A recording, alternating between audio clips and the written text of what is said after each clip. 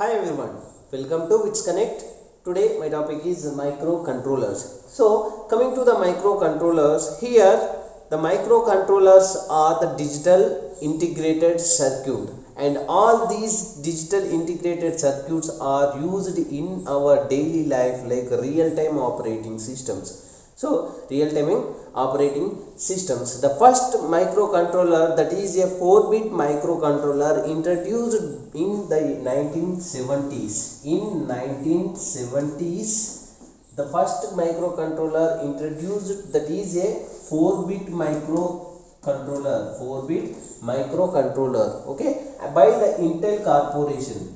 By the Intel Corporation in 1970s, the first microcontroller was introduced, and that was named as 8004 microcontroller. So this is a 4-bit microcontroller. 4-bit microcontroller. So here we have microcontroller and microprocessor. So what is the difference between microcontroller and microprocessor is, here timers, counters and RAM memory, ROM memory and interrupts all are inbuilt for these microcontrollers.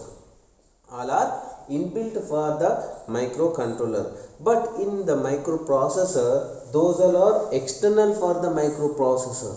Those all are external for the microprocessor. By using the different types of interfacings, here these all can be accessed by the microprocessor. So coming to the main definition of, simple definition of the microcontroller, the processor on chip is called as microcontroller.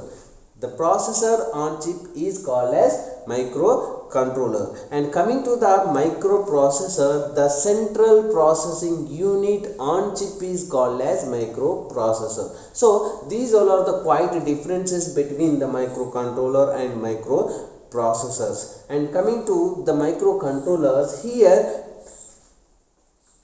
and in the next after the 4-bit microcontroller, again the Intel Corporation was introduced the 8-bit microcontroller, and that was named as 8051 microcontroller. 8051 microcontroller. So this is widely used microcontroller. So coming to the basic block diagram of microcontroller. These all are the blocks we have inbuilt for the microcontroller. So these microcontrollers are available in dual inline package line. And that is DIP. We know that the ICs, digital ICs, are available in 3 different types of packages. Those are like flat top package, metal can package and dual inline package. So how this dual inline package will be identified means, here we have some clipping for the ICs, digital ICs. So we can easily identify that either it is dual inline package, metal can line package and flat top package. So basically these microcontrollers are available in single digital ICs. So that is the main advantage of the microcontrollers. And here the microcontrollers works with the DC power supply within the range of plus 5 volts to 12 volts DC, plus 5 volts to 12 volts DC. And this is the basic block diagram of the microcontrollers, and these all are available in a single silicon chip. Okay, so coming to here we have that is plus 5 volts DC, and we have to connect this is to the ground. Okay, so these are the pins we have. And external interrupts we have 5 different types of interrupts we have in these microcontrollers. Those are int 0, int 1, timer 0, timer 1 and reset, and these all are the reset interrupts we have. And to control the interrupts, here we have the block that is called as interrupt controllers, and we have to connect all the blocks into a single. Then we have the processor, that is central processing unit.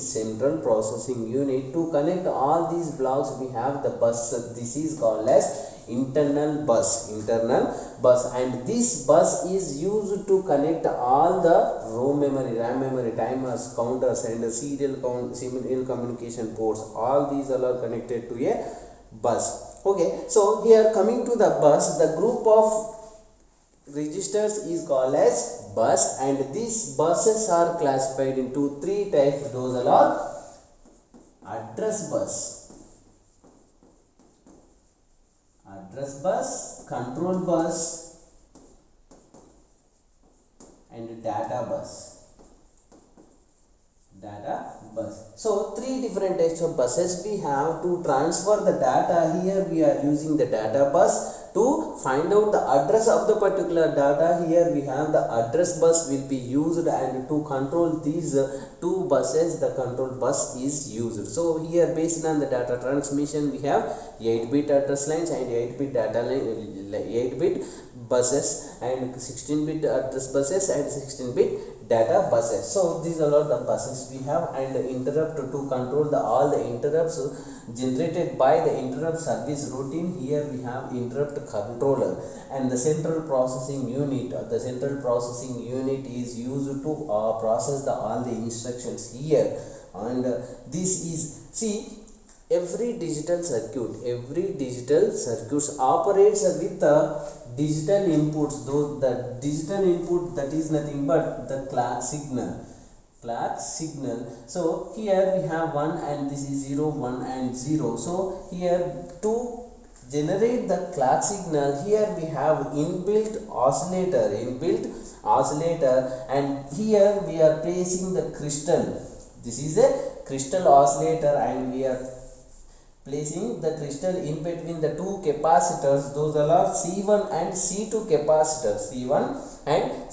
capacitors. By using this crystal oscillator, here we are generating the clock signal, that is having the frequency of that f is equal to 11.0592 megahertz. So this frequency will be generated by using this oscillator circuit.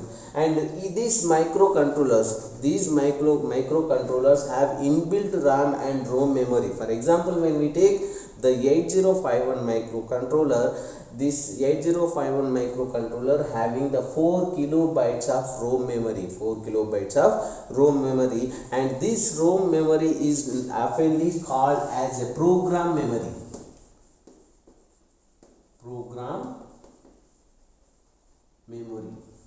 And coming to the here, to store all the codes, this program memory will be used, and we have inbuilt 128 bytes of RAM memory. And this is oftenly called as data memory. So here these are all the memories, and the memory is used to store the particular data, either it is permanently or temporarily. So to perform ఏదైనా ఒక task అనేది execute చేసేటప్పుడు, ఏదైనా task అనేది perform చేస్తున్నప్పుడు, that task should be stored in particular memory location, either it is temporarily or permanently, and that stored data having the particular address, based on address only that instruction will be execute or collects that particular data, and then only the processor is used to execute. Okay, so here we have the bus controller. The bus controller is used to control all the data, to transfer the processor to input output devices, or from the input output devices to processor. This bus controller unit will be used to transfer the data as well as address of the data. And coming to the ports, what is mean by ports? Here this microcontroller available with 40 pins are 60 pins. Basically the 8051 microcontrollers are available within the 40 pins. So the group of pins is called as port. So here we have four ports.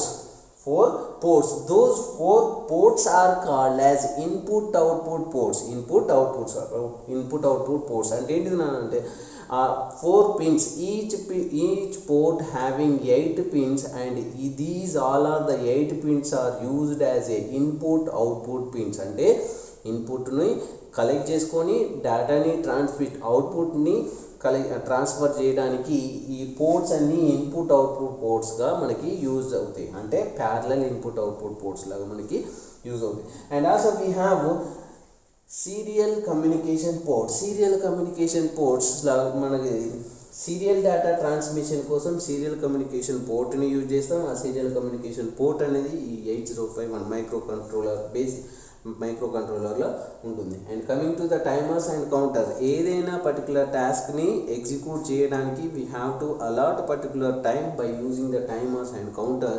So here these are the special function registers. ఈ రిజిస్టర్స్ని base చేసుకొని timers and counters లాగా మనకి ఇక్కడ act చేస్తాయి. So these all are the blocks, these all are the inbuilt blocks we have in the microcontroller basic block diagram. Right? Thank you.